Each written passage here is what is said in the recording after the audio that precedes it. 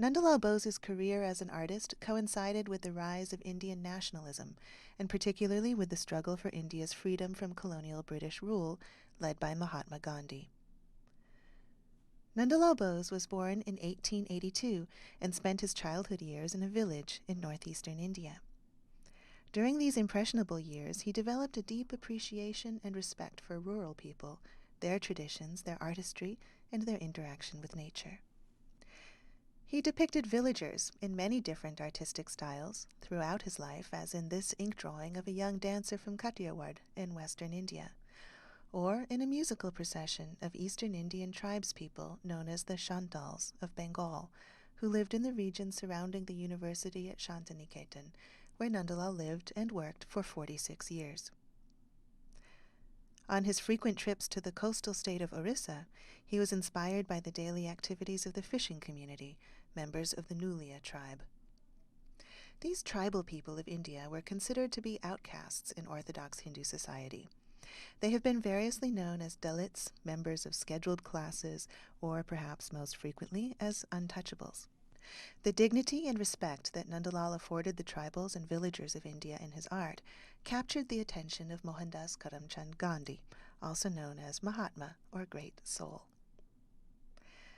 Gandhi actively championed the rights of the untouchables throughout his celebrated career as an activist in India. He called for a change in their appellation to Harijans, or Children of God, and he felt that Nandalal's paintings best captured this sentiment.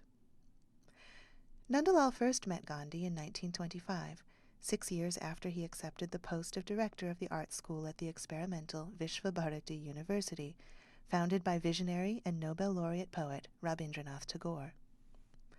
There, Nandalal taught using a more traditional Indian guru and apprenticeship system rather than the curriculum used in colonial British art schools, where the purpose was to teach draftsmanship or book illustration. Gandhi was impressed by such ways of regenerating India's ancient cultural heritage. In 1930, Gandhi embarked on the pivotal Salt March to Dandi, an event that marked a turning point in India's freedom movement from the British. This event made a deep impression on Nandalal, as well as the rest of the nation. Over the course of 23 days, Gandhi and his followers walked to the coastal village of Dundee in western India to make their own salt in protest against the British-imposed tax on all salt production. At the end of the march, Gandhi was arrested and imprisoned by British authorities. But success was had in communicating to the British that compliance would not take place. While the Dundee March was just one example of a nonviolent response to what Gandhi considered to be unjust laws of Britain at the time, it sent a spark throughout India and mobilized followers of all people throughout the country. Indignant at the arrest of Gandhi, Nandalal created this simple yet powerful lino-cut image of the purposeful Gandhi on the Salt March with walking staff in hand. This lino-cut became the most iconic image of the leader of the freedom movement, and it continues to be widely used today. While they had shared a mutual admiration for one another for over a decade, it was not until 1935 that Nandalal and Gandhi began to develop their close friendship and working relationship. Nandalal's ability to portray the dignity of Indian village life in harmony with nature had made a deep impression on Gandhi, who considered the soul of India to reside in the villages. The ever-expanding urban metropolises of Calcutta, Bombay, and Madras were outgrowths of hundreds of years of British mercantile and imperialist activities. Gandhi considered Nandalal to be the best artist to convey the strength, spirit, and self-sufficiency of India's rural communities without dependence upon modernization or westernization for sustainability. Gandhi then asked Nandalal to prepare an arts and crafts exhibition for the Indian National Congress Convention, which was to be held in Lucknow later that year. Gandhi played a major role in the Indian National Congress sessions that took place annually throughout the 1930s.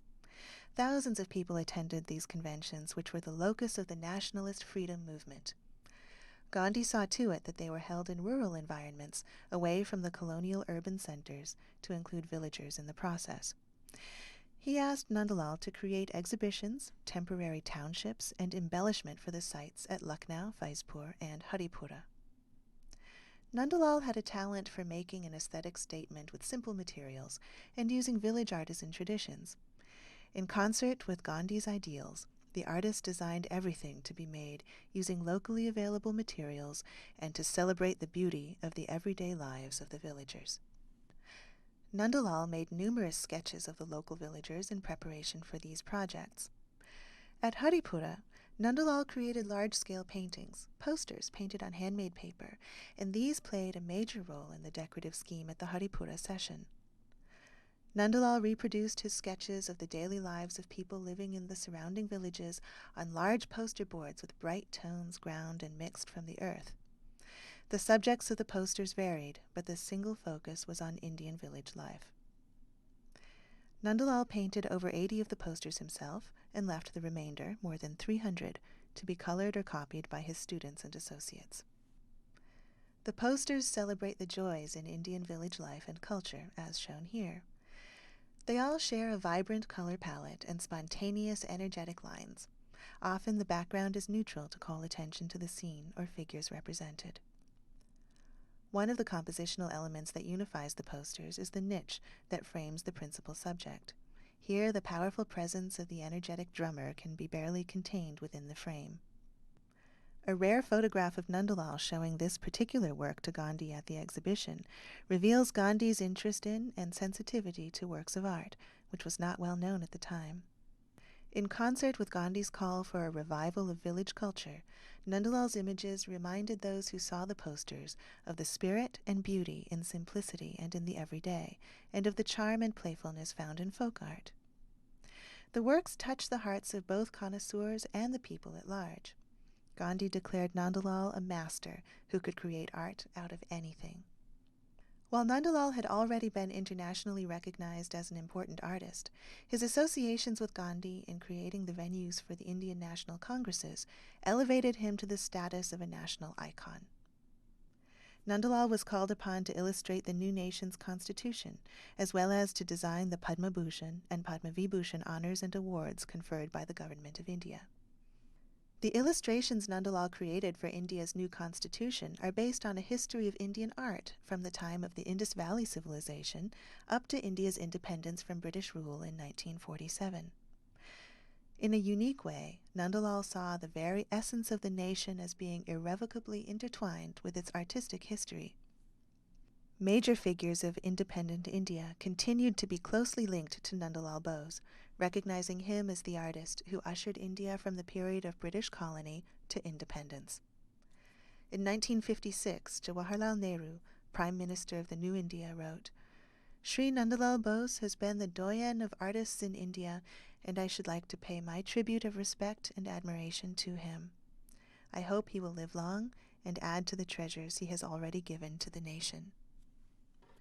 Nandalal Bose would live another 10 years, throughout which time he continued to work tirelessly despite failing health. In 1982, Prime Minister Indira Gandhi, a student of Nandalal's during her years at Shantiniketan, marked the centenary of his birth with a stamp and the opening of an exhibition of his paintings at the National Gallery of Modern Art in New Delhi, where over 6,000 of the works in his family's collection had just been placed. Born in modest circumstances in a village, Nandalal Bose was a humble person who, through the strength of his artistic talent and the depth of his character, became a partner of the greatest leaders of India's struggle for independence.